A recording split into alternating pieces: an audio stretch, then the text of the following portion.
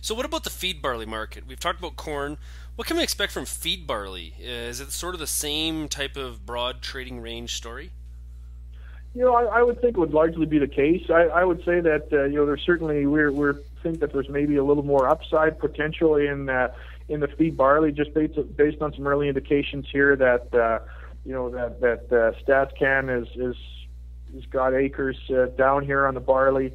I think that's a market that's going to keep tightening up here a little bit. Now, I guess in terms of actual feed barley prices, I mean, part of that is a function, of course, as well of how cheap is it to import DDGs, how cheap is local feed wheat values. So there's a few other moving parts to it as well. But I think we're going to continue to see this barley market tighten up a little bit. And I think one of the other things that could also be a little bit supportive is if we start to see malt barley values work their way higher, which I think is also a possibility as we get a little bit further into the 2010-2011 crop year.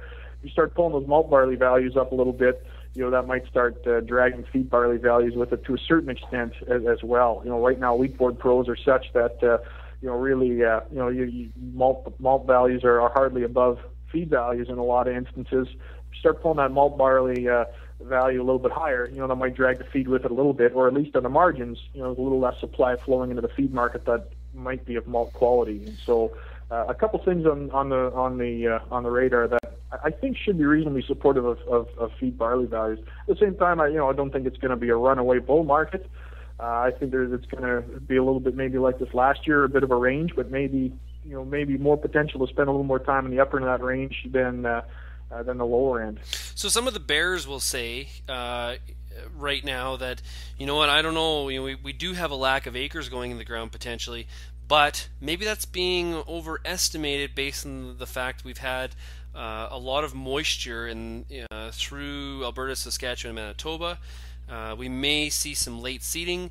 Late seeding usually means more barley is going to go in. How much of an impact potentially could that have on dragging the market lower? It certainly is a bit of a risk. I think it's maybe a little bit early to put too much weight on that currently.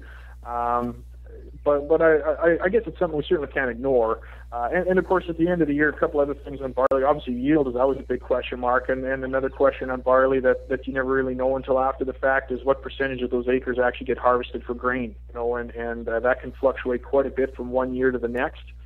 And obviously has a pretty direct impact on what that final production figure is, and that's something that's real difficult to get a sense of until you get a little bit closer towards the end of the year. Yeah, well, you mentioned yield, and one of the things with barley is if we do get a lot of late planting on barley, barley is one of the crops that does not respond really well to a very hot summer. And people like David Phillips from Environment Canada have talked about we've got a potential for a warm summer through the prairies, and so even if we do get an increase in acres, that doesn't mean we're going to have that increase in metric ton at the very end of the harvest. Yeah, no, I certainly agree with you on that. And I guess like the corn market, the barley market, there's a lot of moving parts that's really difficult to nail down at this time of year when you're projecting forward. But I do think we are seeing, in terms of acres, even if some late seeded acres get in, we're still looking at relative, very low acres historically. And stocks have been tightening up a little bit. This week's StatsCan report shows barley stocks down substantially from year ago levels. Again, barley is susceptible to getting substituted out of rations based on the price of competing inputs. But I think it's a market that's going to continue to be tightening up here a little bit, and all things being equal, that should be reasonably supportive. If some of these bearish factors come together, certainly we could maybe spend a little more time again on the lower end of this range that we've seen.